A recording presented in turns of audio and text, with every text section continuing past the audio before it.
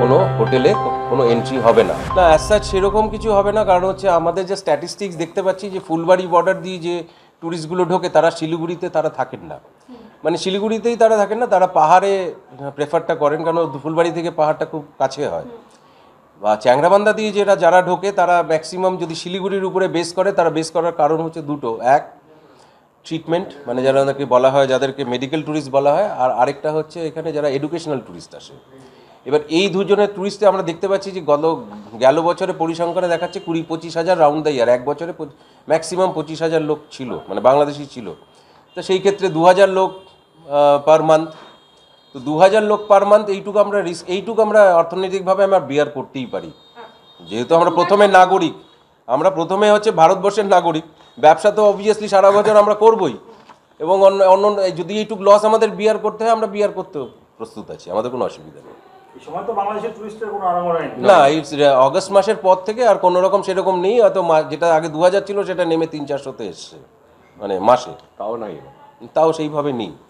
অ্যাসোসিয়েশনের পক্ষ থেকে আমি যুগ্ম সচিব উজ্জ্বল ঘোষ, আমার প্রেসিডেন্ট রাজীব দাস এবং বাকি যারা আছে তারা সবাই এক্সিকিউটিভ কমিটি মেম্বার্স অ্যাসোসিয়েশনের। আপনাদের সবাইকে স্বাগত।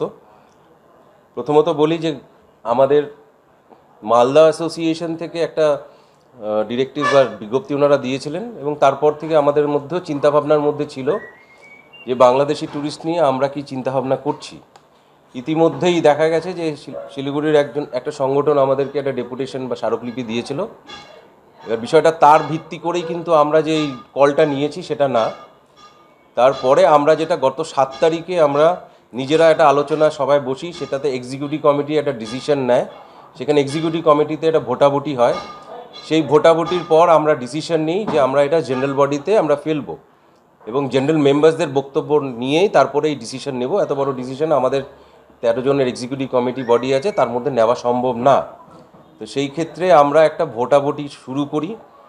জেনারেল বডি মিটিং ইমিডিয়েট বেসিসে আমাদের করা সম্ভব ছিল না, সেই জন্য আমরা বৈদ্যুতিক মাধ্যমে হোয়াটসঅ্যাপের গ্রুপের মাধ্যমে আমরা তার রেজাল্টসগুলো নেই, এবং কালকে সেটা বিকেল 7টা অবধি টাইম দেওয়া ছিল প্রত্যেকটা হোটেলকে, যে তারা যাতে তাদের ভোটটা ওখানে দেয়, তারা বাংলাদেশি ট্যুরিস্ট রাখার পক্ষে না বিপক্ষে। এবং তাতে আমরা যা রেজাল্ট 7টার পরে পাই সেটা হচ্ছে সিংহভাগ, মানে 90% ওপর হোটেল মালিকরা বলেছেন বা ভোট দিয়েছেন যে তারা বাংলাদেশি ট্যুরিস্ট শিলিগুড়ি হোটেলে রাখতে চায় না, এবং সেইটা সর্বসম্মতিতে ডিসিশন হওয়ার পর তারপর কালকে রাত্রে আমরা প্রেস রিলিজটা দিয়েছি, এবং গতকাল রাত্রেই আমরা প্রেস রিলিজের যে কপিটা আছে সেটা আমরা আইসি সাহেব, শিলিগুড়ি থানার আইসি সাহেবকে, ওনাকেও হোয়াটসঅ্যাপে পাঠিয়ে দিয়েছে আমাদের একজন এক্সিকিউটিভ কমিটি মেম্বার, এবং প্রশাসনকেও যদি আমরা যেটা জানাতে হবে সেটা আমরা আজকে জানিয়ে দেবো। তো আমরা কোনো বাংলাদেশি ট্যুরিস্ট রাখছি না, এটাই ডিসিশন হয়েছে। তার কারণ হিসেবে ধরতে পারেন হচ্ছে সেটা যে একটা আমরা আপনার প্রেস রিলিজের মধ্যে আমরা লিখেছি বিস্তারিতভাবে যে the decision has been reach anonymously by vote of our members, মানে আমরা মেম্বার্সদের ভোট দেওয়ার পরেই আমরা এই ডিসিশনটা নিয়েছি। একটা হচ্ছে মেইন ইস্যুস যেটা রয়েছে শিলিগুড়িতে বা শিলিগুড়ির একটা সেন্টিমেন্টসের ইস্যু রয়েছে আমাদের হোটেলিয়ার্সদের মধ্যে, এবং প্রধানত সেই সেন্টিমেন্টটা গ্রো করেছে হচ্ছে ভারতবর্ষের পতাকাকে যেভাবে বাংলাদেশে অসম্মান করা হয়েছে, ডিসরেসপেক্টিং অফ ইন্ডিয়ান ফ্ল্যাগ, সেই সেন্টিমেন্টটা আমাদের হোটেলিয়ার্সরা কেউই মেনে নেয়নি, এবং তারা বিস্তারিত কমেন্ট করেছে যে এই জিনিস আমরা মানতে পারছি না, সেই জন্যই প্রধান কারণ।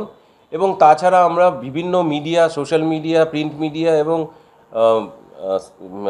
পেপার্সে, আমরা নিউজ পেপার, প্রিন্ট মিডিয়াতে এবং আমরা টিভি চ্যানেলও দেখতে পাচ্ছি যে যেভাবে বাংলাদেশের লোকেরা বা পলিটিশিয়ানসরা যেভাবে আমাদের দেশকে এবার নোংরাভাবে বাজে ভাষায় কথা বলছে, সেটাও আমাদের হোটেলিয়ার্সরা মেনে নেয়নি। সেই কারণে আমরা বাংলাদেশি কোনো ট্যুরিস্টকে আমাদের শিলিগুড়ি শহরের কোনো হোটেলে জায়গা দেব না, সেইটাই আমরা ডিসিশন হয়েছে, সেটা আপনাদেরকে আমরা জানিয়ে দিলাম। কতদিন পর্যন্ত এইটা টিল ফার্দার নোটিস, আমরা এটা মনিটর করব যে সিচুয়েশন কী দাঁড়ায়। তার সঙ্গে আমরা এটাও জানাতে চাই আপনাদের মাধ্যমে, সেটা হচ্ছে যে প্রশাসন যদি মনে করে যে প্রশাসনের কোনো নিজস্ব ডিরেক্টিভ থাকবে বা দেবে, তো সেই ক্ষেত্রে প্রশাসনের ডিরেক্টিভ আমরা মেনেই চালাবো। নন কোঅপারেশন কি সলিউশন বলে মনে হচ্ছে আপনার? সেটা সলিউশনস তো অ্যাজ সাচ এরকম করে আমাদের হাতে নেই, কিন্তু আমরা পলিসি মেকিং বডিতে থাকি না, কিন্তু সলিউশন আমাদের সেন্টিমেন্টে আঘাত লেগেছে বলে এই জায়গাটা আমাদের নিতে বাধ্য হয়েছে। হোটেলিয়ার্সরা এই বক্তব্যটাই রেখেছে।